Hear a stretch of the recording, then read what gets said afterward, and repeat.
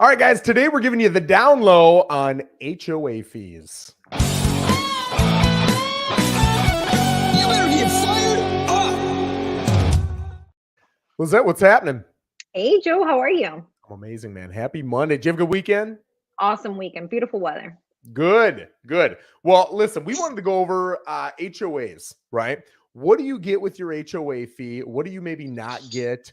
And there are some fees that you're going to pay either monthly or quarterly, and there are other fees that you're going to pay one time upfront, never again, right? So I want to make sure you understand that there are pros and cons to being in an HOA. I love HOAs because I love my business and I love my family, and I have zero care in the world to ever take care of my lawn. I have no problem paying somebody to do that. I love having a big old pool that we can go to with our community on the weekends. I love having a clubhouse. I love that my neighbors are forced to have a pretty yard. Like, that is awesome to me.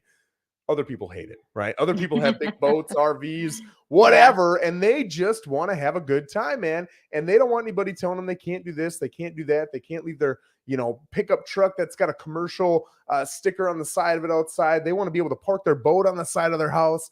So I get it, man. HOAs are for some people, they're not for other people. But if you're considering it, today we're going to give you a little bit of insight on some of those fees and what you get for those fees. So, Lissette, let's start out first. Let me ask you a question. When you're looking here in, let's say, Port St. Lucie, and you want to be in an HOA, what are some lower-end HOA fees, and what are maybe the higher-end HOA fees that you're going to see here in Port St. Lucie? So for example, I'm going to give you for my community that I live in. I'm in Winnie Pines in Torino. We probably have one of the lowest HOAs in all Port St. Lucie that I know of. I think I pay roughly 40, 50 bucks a month. What do we get out of it? Very little, to be honest. We get a nice, pretty entrance, not gated. But that's exactly what I'm looking for. I'm looking for the community feel without all the restrictions, where we all are obligated of upkeeping our property to a certain standard. Yes. But I still have the leeway of having my boat parked in front of my driveway like it is right now. Yeah. And I know I have 24, 48 hours before I have to move it out. So that's going to be on your lower end, and that's pretty much what you're going to get out of your lower end. The higher end, you're going to be more towards the Torino area. I know there's some communities over by Becker also. I would say roughly, what are they, Joe? $600-700 a month. Yeah, I was going to say 5 HOA to 6, maybe 7. Yeah. I would say probably 80% of the HOAs in this area are going to be in the high 100, like 180, 190 to 450. That's the majority of them. You don't see a lot over 450. You don't see a lot that are maybe under 150. So that's typically what you're looking at. Some people hear 400 and they're like, oh my gosh, I'm never going to live there. Some people from New York hear that and they're like, 400 bucks. I'll do that all day long, right? So it's just a little bit of expectation management. So talk to me a little bit about all of the different things you could potentially get. Now, guys, realize too, this is pretty correlational. The more you spend, the more you're typically going to get. The less you spend, the less you're going to get. It's not always true, and it depends on the board that's running your finances and who you've hired and different things. But typically, the more you pay, the more you're going to get. So Lissette, start. I've got a list here. I'm going to start seeing how many of these you check off, and we'll see if we got anything left at the end. What do you got? All right, I'll start from the bottom of the barrel. Like our community, you get front landscaping done. Nice perk. Then you're going to go and either you're going to get lawn service included or maybe the landscaping included as well. Some communities include the cable, internet, which is a nice perk. Now, if you want upgraded services, you still have to pay additional to have the extended channels, higher speed internet.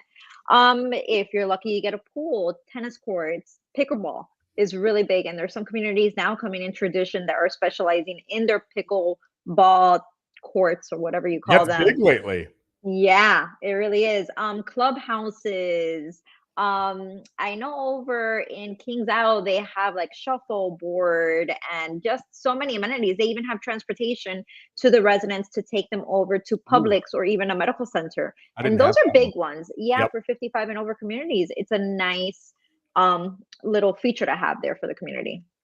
That's phenomenal list, and that's some of the majority of the stuff. Security could be a gated community, and you enter a card or a code or something, and it opens a gate. Security could be literally somebody sitting there who's armed, making sure nobody gets in, right? Parks or playgrounds. I know I'm in Bedford Park here and I'm on the board, and we've got a park and we've got a playground. And not just building them, but maintaining them costs money as well, right? Pest control, irrigation, maintenance of your common areas. So that would include like light posts, community signage, parking lots, speed bumps. The more of that stuff you want to have, which I do want a lot of that stuff, but it's going to cost me some money, right? Management. You're going to have management there, whether it's one person or a whole crew.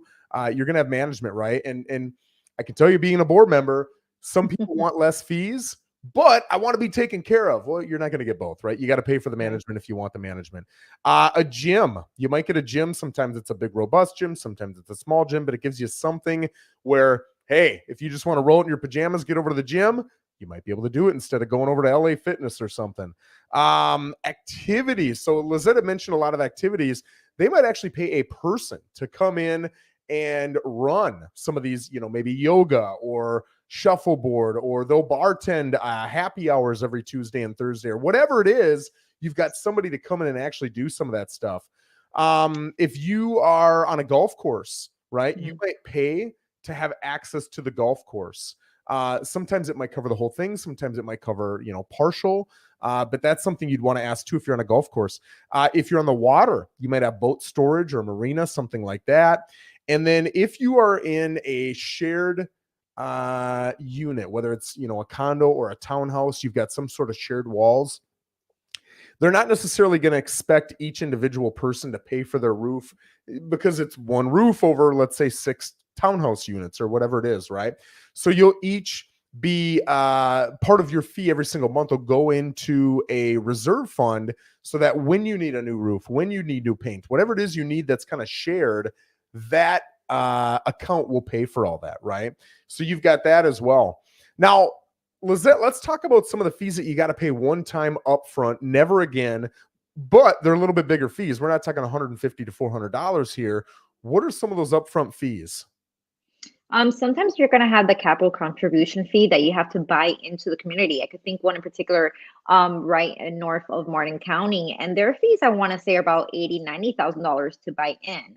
Yep. You're going to have CDD assessments on your taxes, and that you're going to have to pay every year with your taxes, and that goes over community development features. And instead of paying that monthly, you pay that yearly. So some of those are big ticket items that come to mind. Now I'm going to ask you a question. I'm in tradition here, and we've got capital contributions and we've got community enhancement fees. I do not know what the difference is. I think it's just the HOA saying I want more money. And I think those fees probably just go into the reserves. Do you know any difference between community enhancement and capital contribution fees? So from my understanding with capital contribution, you're buying into the equity of the community, or however it's presented. So the property may be priced much lower. So for example, we get some questions about this particular community I have in mind. The property is maybe $250, $260 in Martin County. Right. And it's so cheap, but they don't realize there's an $80,000-$90,000 fee that they have to pay to buy into the community out of pocket. And with the CDD, it's yearly with the taxes. And I think at some point that does go away. It doesn't stay with the community for the lifetime. Yeah, right now I'm making this up, but I want to say I pay $700-800 a year to be in tradition, and that is the long-term bond that we've got to pay, right? And that'll go away at some point when we pay that off. But I'll tell you guys, just as an example, and what is that saying about the 80-90 grand? That's kind of the highest you're going to see. There's maybe 2-3 communities specifically in Martin County that have that. The majority, when you look at community enhancement fees or capital contribution fees, they're going to be maybe $500, maybe $3,000. They're going to be somewhere in that range, right? They're not going to be $80,000-$90,000, but there are a few. If you see homes, I get calls on those homes all the time. I'm sure you do too. And they're like, "Why is this beautiful home so well priced? I want to go see it." And it's like, well, you're going to need 80 to 90 grand cash up front. And they're like, that's the end of that. Right. But I looked up a property in Vitalia. It's one of the more popular 55 plus areas here in Port St. Lucie, specifically in Tradition. And if you were to buy this one property, it was a $2,200 capital contribution to Vitalia. So that's going to go into their reserves more than likely. And then there's a Tradition capital contribution of $391. Again, that's probably just going to go right in their reserves. And then there's a community enhancement fee. I haven't seen this anywhere on anything other than Tradition. But Tradition also charges you. It used to be 0.7% of whatever your sales price was. Now it's 0.77. I hear that's going to continue to go up until it hits 1%. Hopefully that's a 10-year plan. We'll see. But they've taken that money again to just build up that reserve, right? So if you're looking at 0.77% on, let's say, a $500,000 home, man, if I was better at math, 0.0077 times 500 grand, you're looking at 3850. That's not a small chunk of change, right? That's a decent amount of money that you're going to be pumping out there. That's if you live in Tradition. Anywhere in Tradition, you're going to be paying that. We've also got application fees. Typically, application fees are maybe $50 to $150. Do you think that sounds about right? That's about right. And that's without adding, okay, now do you need a key fob? Do you need the key for the clubhouse? Yeah. Those fees start adding up quickly as well. Yeah. And guys, sometimes they'll charge you for that. Sometimes they won't. But if you don't bring them back when you sell the house, or if you ever lose it and need another one, it's a ridiculous fee to get it, right? They might be $200, $300, $400 to get a new one. So they're good to you up front sometimes, but they're going to take care of you if you lose it. Some have admin fees. I don't see a lot of admin fees, but I did see it on a couple, so I listed it. And some have background checks separate from their application fee. Some will meld the two together, and you're paying that together, right? You want to pay a background fee check fee. Why?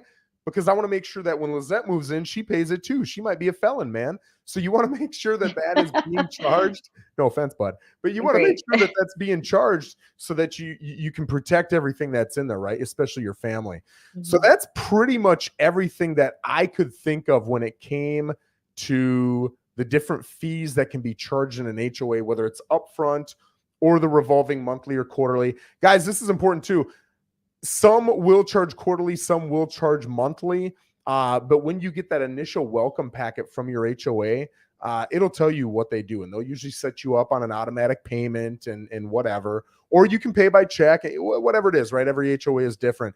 But really, I can't stress this enough. Once you get in, literally spend 10 minutes with the guy or gal running the front desk, and they will tell you the answers to 90% of the questions you're going to have while you live there. And that'll serve you for the rest of the time there. Lissette, you got anything to add to that? So for example, in our community, I know we have a minimum credit score that you have to have. So you have to have a minimum of 650 to be able to buy in the community. So part of making sure you have a good credit score to purchase a property, you have to be able to also meet the standards and the qualifications of what the community is looking for. Yeah. And I'll bring up one last thing too. Covenants and restrictions, right? Look at them. They're long and they're boring. They could be 100, 200, 300 pages long, but it's going to tell you all the rules and regulations. A lot of I'm going to say better because I like it as a realtor, but a lot of the better HOAs will have on the application, they'll have maybe a page or two of the most commonly asked about rules and regulations that you could find in the covenants and restrictions. And usually people want to know, can I have a pet, right? If so, how many? What type of breed? How big can they be? Another one is, can I rent it out? Some places, they don't care at all. You can immediately rent it out. Other places, you can't rent it out until you live there for maybe a year, 2 years, 3 years. And when you do rent it out, some have minimums. You have to rent it out for at least 30 days or 90 days or 180 days. And some of them, you can only rent it out maybe 2 or 3 times a year. So if you've got maybe you don't have a minimum on the amount of time, but you can only rent it out twice a year. Well, now if you're thinking, hey, I'm going to do an Airbnb on this property and I'm going to rent it out for a week at a time. Cool. You just got 2 weeks. What about the other 50, right? So you want to make sure you look at that before you go too far with it. If you like to, keep your cars and work on them out in the driveway, if you've got pickup trucks or even cars that have commercial stickers on the side or in the back or anything like that, you want to make sure that you at least look into that before you get too far. If you want to paint your house a certain color or get a certain color roof or gutters or whatever, you want to go to your ACC committee. I forget what ACC, architectural Changes Committee. I don't know what the hell it is, but do you know what ACC stands for? No, because I don't think we have one. It just has to be approved by our management. Oh man, we live in a Yeah. tight community, man. Yeah. Green is We're a little bit laid approved, back. mint is not. Yeah. But you've got an ACC committee. I think it's Architectural Changes Committee, and they'll tell you everything you can and can't do. Absolutely, you want to know that process, because if you don't go through that process and you have an ACC, you're going to get in trouble, man. You're going to get fined. You're going to have to do that stuff over. So the first thing I would recommend when you're looking at a committee or a HOA, ask your realtor to get the covenants and restrictions, right? You can even write into it that you want a certain amount of time to look over it. If you've got a typical 5, 7, 10-day inspection period, you can take that period to look through the covenants and restrictions with your realtor and ensure that you are comfortable with it. If not, you can back out for the purposes of inspection. No harm, no foul. You get your escrow deposit back. All right. I think we BS'd enough about HOAs. You by now should either love them or hate them. If you've got any additional questions, reach out to Lissette or I, and we're more than happy to help you. Have an amazing day, Lissette. Have a great day. Bye. Thanks, guys.